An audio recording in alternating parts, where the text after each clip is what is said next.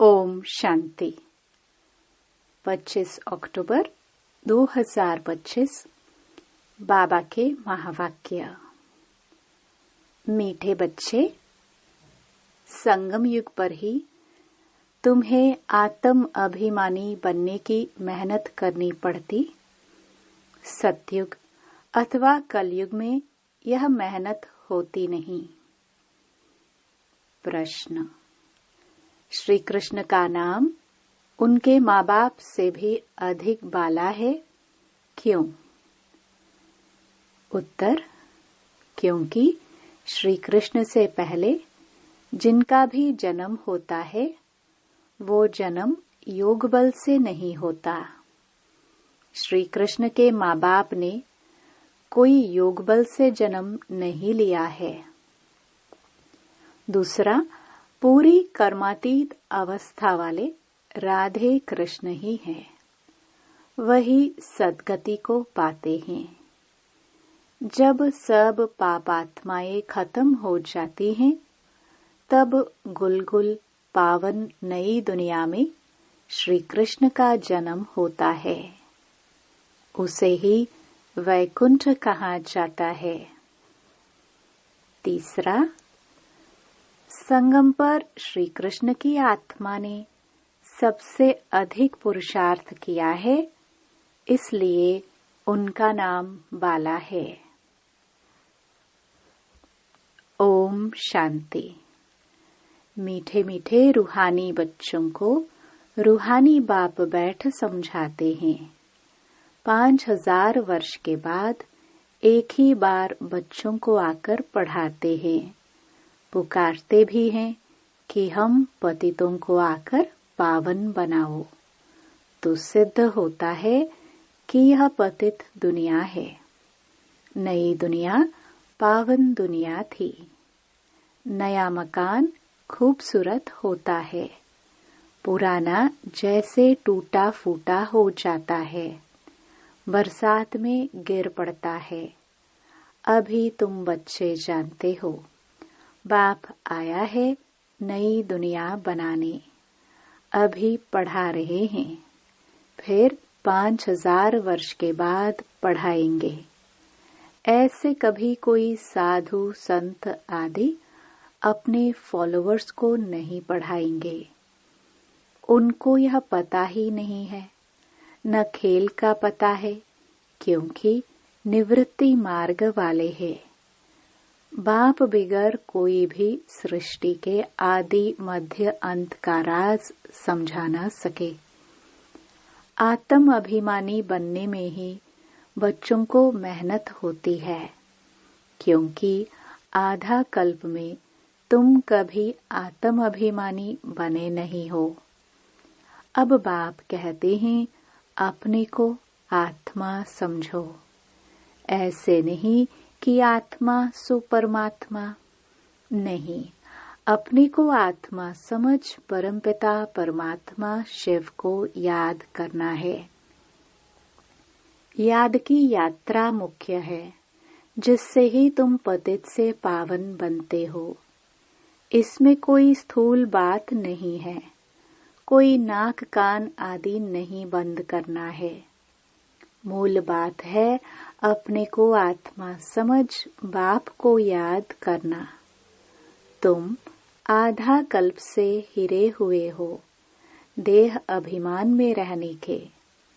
पहले अपने को आत्मा समझेंगे, तब बाप को याद कर सकेंगे।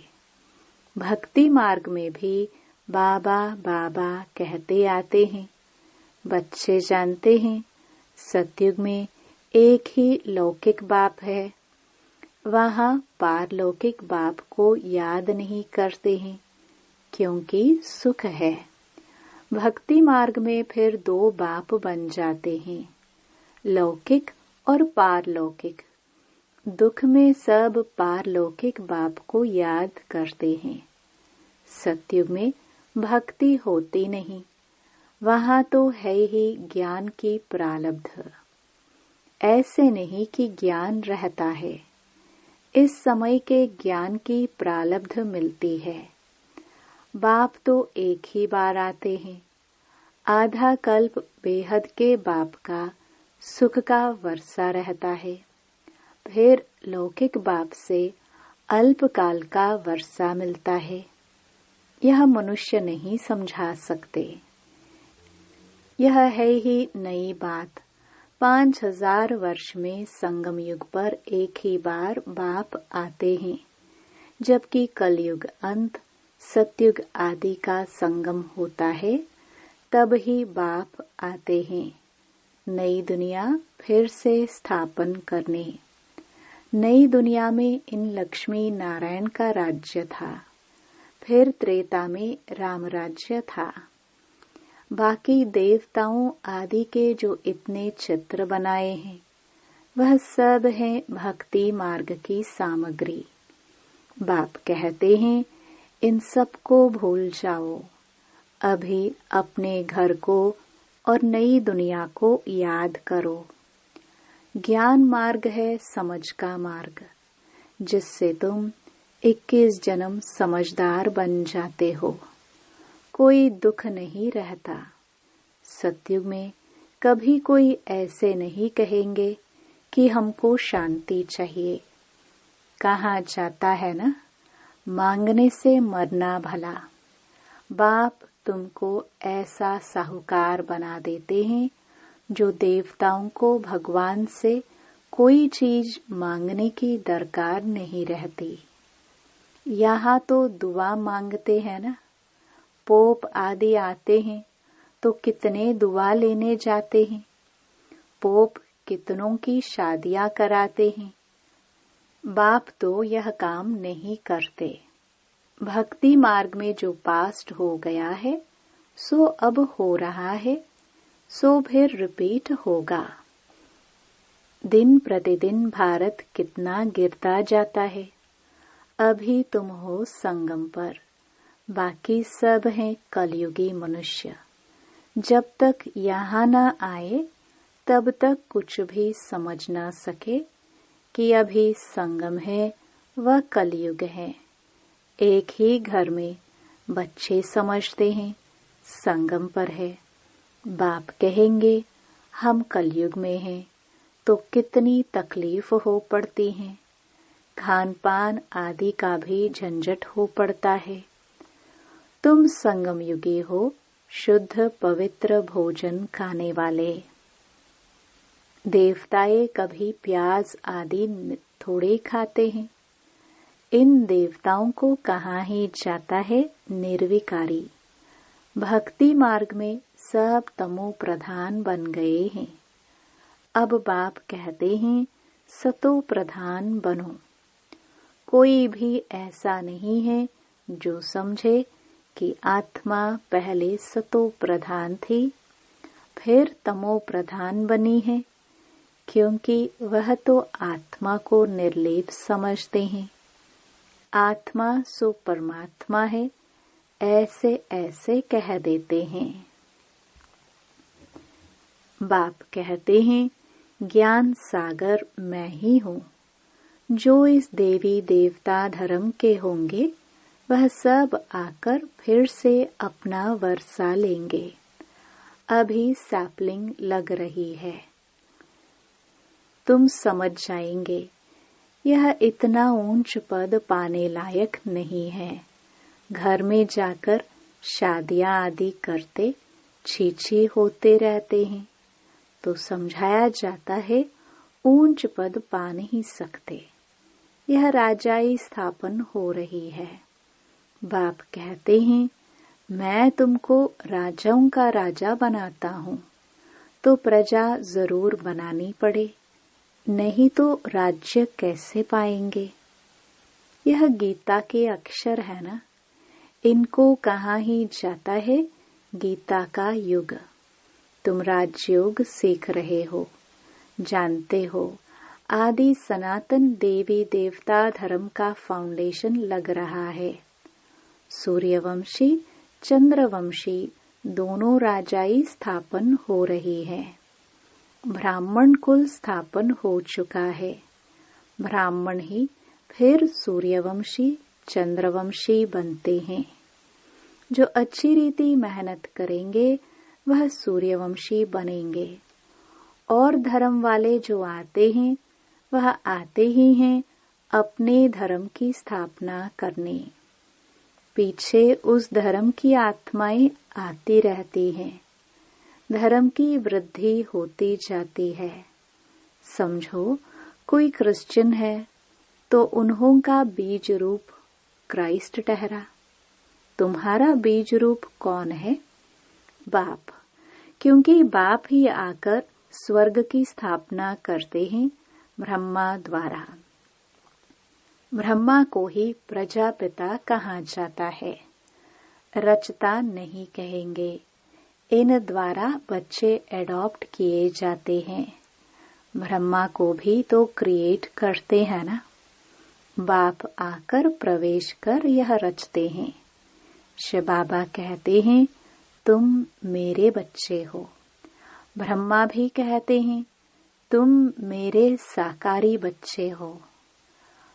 अभी तुम काले छीछी बन गए हो, अब फिर ब्राह्मण बने हो। इस संगम पर ही तुम पुरुषोत्तम देवी देवता बनने की मेहनत करते हो। देवताओं को और शूद्रों को कोई मेहनत नहीं करनी पड़ती। तुम ब्राह्मणों को मेहनत करनी पड़ती है देवता बनने के लिए। बाप आते ही हैं संगम पर।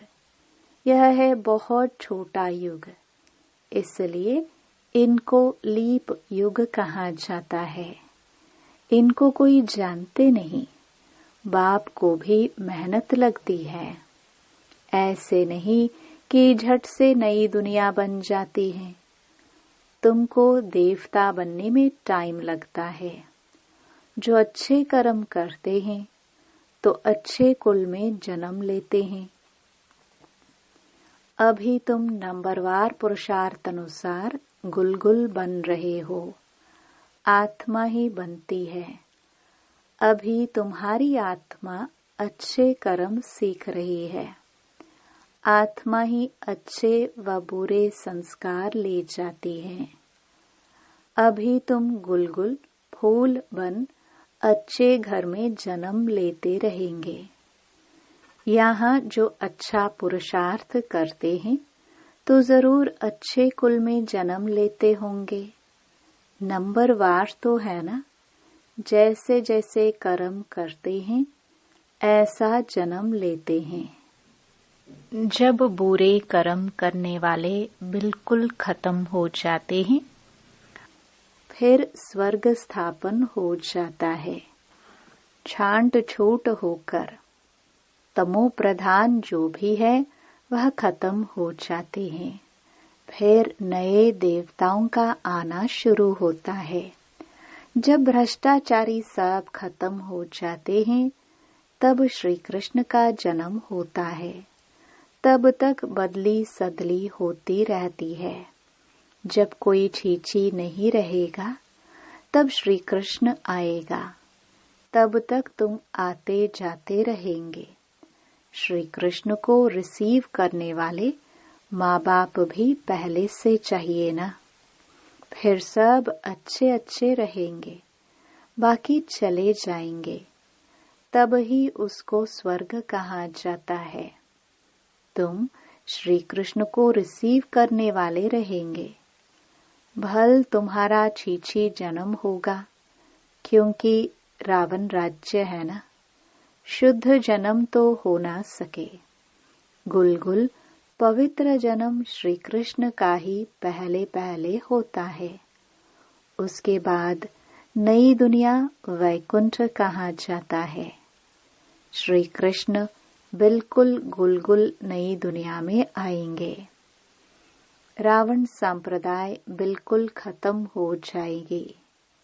श्री कृष्ण का नाम उनके माँ बाप से भी बहुत बाला है। श्री कृष्ण के माँ बाप का नाम इतना बाला नहीं है। श्री कृष्ण से पहले जिनका जन्म होता है वो योग बल से जन्म नहीं कहेंगे। ऐसे नहीं श्री कृष्ण के माँ बाप ने योग बल से जन्म लिया है। नहीं, अगर ऐसा होता तो उन्हों का भी नाम बाला होता। तो सिद्ध होता है उनके माँ बाप ने इतना पुरुषार्थ नहीं किया है जितना श्री कृष्ण ने किया है। यह सब बातें आगे चल तुम समझते जाएंगे। पूरी कर्मातीत अवस्था वाले राधे कृष्ण ही हैं। वही सद्गति में आते हैं। पापात्माएं सब खत्म हो जाती हैं। तब उन्हों का जन्म होता है। फिर कहेंगे पावन दुनिया। इसलिए श्री कृष्ण का नाम बाला है। माँ बाप का इतना नहीं। आगे चल तुमको बहुत साक्षात्कार होंगे। टाइम में पड़ा है। तुम किसको भी समझा सकते हो। हम यह बनने के लिए पढ़ रहे हैं। विश्व में इनका राज्य अब स्थापन हो रहा है। हमारे लिए तो नई दुनिया चाहिए। अभी तुमको दैवी संप्रदाय नहीं कहेंगे। तुम हो ब्राह्मण संप्रदाय, देवता बनने वाले हो। दैवी संप्रदाय बन जाएंगे। फिर तुम्हारी आत्मा और शरीर दोनों स्वच्छ होंगे। अभी तुम संगमयुगी पुरुषोत्तम बनने वाले हो। यह सारी मेहनत की बात है। याद से विक्रमाजीत बनना है। तुम खुद कहते हो याद घड़ी घड़ी भूल जाती है। बाबा पिकनिक पर बैठते हैं तो बाबा को ख्याल रहता है। हम याद में नहीं रहेंगे तो बाबा क्या कहेंगे। इसलिए बाबा कहते हैं तुम याद में बैठ पिकनिक करो। कर्म करते माशुक को याद करो तो विकर्म विनाश होंगे। इसमें ही मेहनत है। याद से आत्मा पवित्र होगी। अविनाशी ज्ञान धन भी जमा होगा। फिर अगर अपवित्र बन जाते हैं तो सारा ज्ञान बह जाता है। पवित्रता ही मुख्य है। बाप तो अच्छी अच्छी बातें ही समझाते हैं। यह सृष्टि के आदि मध्य अंत का ज्ञान और कोई में भी नहीं है। और जो भी सत्संग आदि है वह सब है भक्ति मार्ग के। बाबा ने समझाया है भक्ति वास्तव में प्रवृत्ति मार्ग वालों को ही करनी है। तुम्हारे में तो कितना ताकत रहती है। घर बैठे तुमको सुख मिल जाता है। सर्वशक्तिवान बाप से तुम इतना ताकत लेते हो। सन्यासियों में भी पहले ताकत थी। जंगलों में रहते थे। अभी तो कितने बड़े बड़े फ्लैट बनाकर रहते हैं। अभी वह ताकत नहीं है। जैसे तुम्हारे में भी पहले सुख की ताकत रहती है, फिर गुम हो जाती है। उन्हों में भी पहले शांति की ताकत थी। अब वह ताकत नहीं रही है। आगे तो सच कहते थे कि रचता और रचना को हम नहीं जानते। अभी तो अपने को भगवान शिवोहम कह बैठते हैं। बाप समझाते हैं इस समय सारा झाड़ तमो प्रधान है। इसलिए सभी का उद्धार करने मैं आता हूँ। यह दुनिया ही बदलनी है। सब आत्माएं वापस चली जाएंगी। एक भी नहीं जिसको यह पता हो कि हमारी आत्मा में अविनाशी पाठ भरा हुआ है, जो फिर से रिपीट करेंगे। आत्मा इतनी छोटी है, इनमें अविनाशी पाठ भरा है तो कभी विनाश नहीं होता। इसमें बुद्धि बड़ी अच्छी पवित्र चाहिए। वह तब होगी जब याद की यात्रा में मस्त रहेंगे। मेहनत सिवाय पद थोड़े मिलेगा। इसलिए गाया जाता है छड़े तो चाखे वैकुंठ रस। कहाँ ऊंच ते ऊंच राजाओं का राजा डबल सिरताज, कहाँ प्रजा। पढ़ाने वाला तो एक ही है, इसमें समझ बड़ी अच्छी चाहिए। बाबा बार बार समझाते हैं, याद की यात्रा है मुख्य। मैं तुमको पढ़ाकर विश्व का मालिक बनाता हूँ, तो टीचर गुरु भी होगा। बाप तो है ही टीचरों का टीचर, बापों का बाप। यह तो तुम बच्चे जानते हो। हमारा बाबा बहुत प्यारा है। ऐसे बाप को तो बहुत याद करना है, पढ़ना भी पूरा है। बाप को याद नहीं करेंगे तो पाप नष्ट नहीं होंगे। बाप सभी आत्माओं को साथ ले जाएंगे, बाकी शरीर सब खत्म हो जाएंगे। आत्माएं अपने अपने धर्म के सेक्शन में जाकर निवास करती है। अच्छा, मीठे मीठे सिखिलदे बच्चों प्रति माता पिता बाप दादा का याद प्यार और गुड मॉर्निंग। रूहानी बाप की रूहानी बच्चों को नमस्ते। धारणा के लिए मुख्य सार। पहला, बुद्धि को पवित्र बनाने के लिए याद की यात्रा में मस्त रहना है। कर्म करते भी एक माशुक याद रहे, तब विकर्माजीत बनेंगे। दूसरा, इस छोटे से युग में मनुष्य से देवता बनने की मेहनत करनी है। अच्छे कर्मों के अनुसार अच्छे संस्कारों को धारण कर अच्छे कुल में जाना है। वरदान, अपनी रूहानी लाइट हाउस द्वारा वायुमंडल को परिवर्तन करने की सेवा करने वाले सहज सफलता मूर्त भव। जैसे साकार सृष्टि में जिस रंग की लाइट जलाते हो वही वातावरण हो जाता है। अगर हरी लाइट होती है तो चारों ओर वही प्रकाश छा जाता है। लाल लाइट जलाते हो तो याद का वायुमंडल बन जाता है। जब स्थूल लाइट वायुमंडल को परिवर्तन कर देती है तो आप लाइट हाउस भी पवित्रता की लाइट व सुख की लाइट से वायुमंडल परिवर्तन करने की सेवा करो तो सफलता मूर्त बन जाएंगे।